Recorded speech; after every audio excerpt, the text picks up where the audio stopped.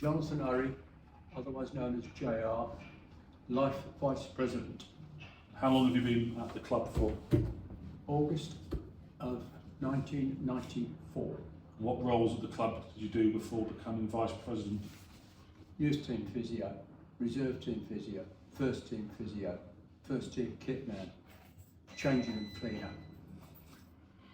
toilet cleaner, general dog's body, checker of the boiler on Saturdays, loader of coaches. I said 15 seconds, you're in 45.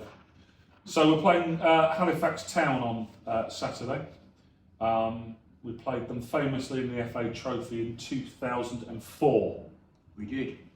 Can you recall of that trip and the lead up to it? Not knowing who we'd be playing until Thursday night, because Halifax had a replay at Staines Town, which had been off a couple of times.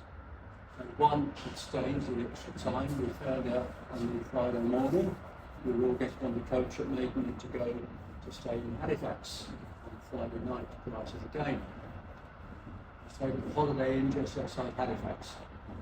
It was too. What did you remember about the hotel and what happened? There weren't very many overnighters in those days. The players enjoy it? Players enjoyed it. I quite enjoyed it. It was a very nice, pleasant hotel.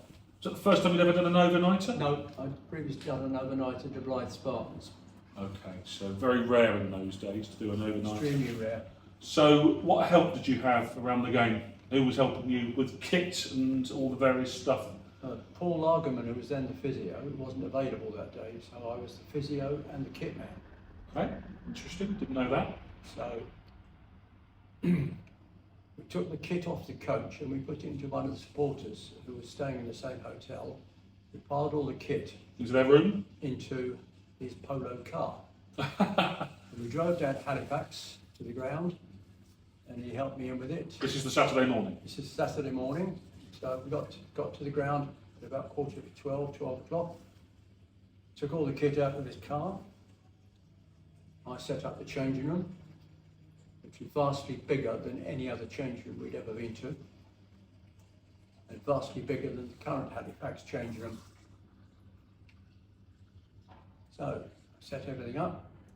The players then came rushing in at about 5 to 2 because the coach was late for leaving the hotel because Why? certain members of the committee had to queue up and pay their bar bills. The coach then set off into the town and got lost. Eventually they found their way to the ground. And We got the team sheet in just in time then. we got the team sheet in time. Yeah. I got the dugout sorted out in time. John Dreyer and Phil Gray, the management team at the time, calmed everyone down in the changing room. We went out for the warm-up. I walked out. And in those days I still smoked the occasional cigarette. I was then introduced to the Halifax team doctor, who pulled out his pipe and borrowed my cigarette lighter, and the pair of us stood happily chatting about football and medical matters On the touchline. on the touchline, with him puffing his pipe and me smoking a cigarette and trying to calm my nerves down before the game. Game started after about 12 minutes. Lawrence Yaku flicked a header into the path of Steve Hale from 30 yards with a right foot drive. Steve hit it across the keeper. It just bounced just inside the 6-yard box out of the outstretched hand, and we were 1 up. What went on from there then? Well, we battled through. About 10 minutes before half time, Brian Connor got caught in our penalty area, conceded a penalty, which Phil Wilson guessed went the right way and stopped. We went into the second half, and still hanging on desperately. Phil Wilson was absolutely superb in goal, clearances off the line. Brian Connor as captain, probably the best game I ever saw Brian play. Andy Jennings alongside him, otherwise known to our supporters as Sir. He'd rushed up on the Saturday morning because he was a schoolmaster at Eton College.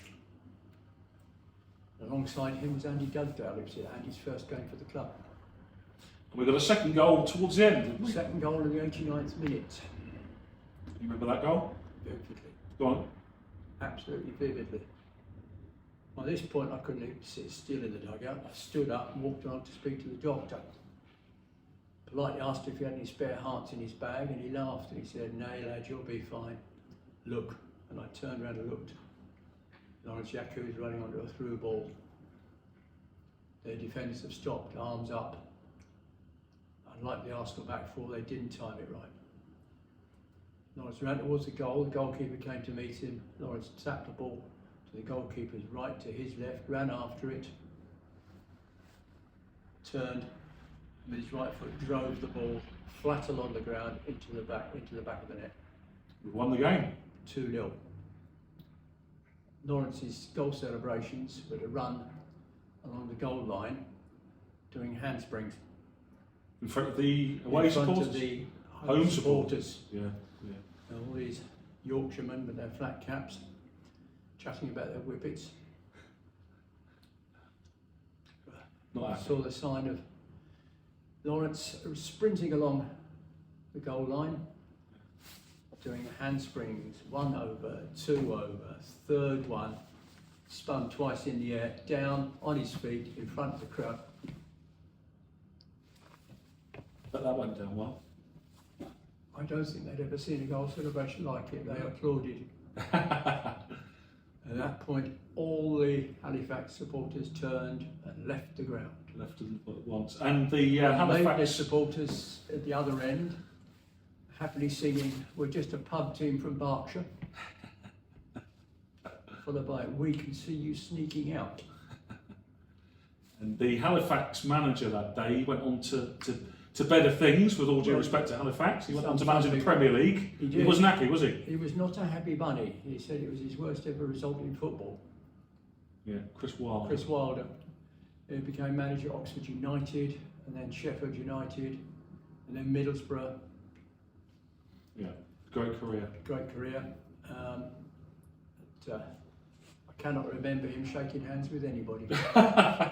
He stormed away. Not happy. He was not a happy bunny. So we play Halifax again on Saturday. We've got fond memories of the FA Trophy. It's a great competition. So what would your message be to the public of Maidenhead? If we beat Halifax, we're in the last 8. Turn up, support, enjoy it. Occasions like this don't happen that often. Yeah, get behind us, Get behind the lads. and you'll be there as well.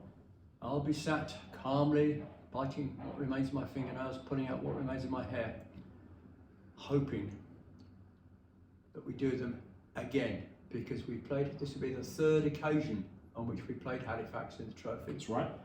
Twice at their ground, First time here. first time ever here. 2-0 win in 2004, the most recent win, 4-1, having been 1 down. Yeah, we were 1 down in the first minute in that game. 1 down in the first minute, 1 all at half time, 1 4-1. So we've got previous. We have previous with these guys. Yeah. They also have one of the most outstanding non-league goalkeepers I've ever seen, who's probably worth 10 or 12 points a season to them. Okay. Well, looks forward to the game then. Bring it on. Bring them on.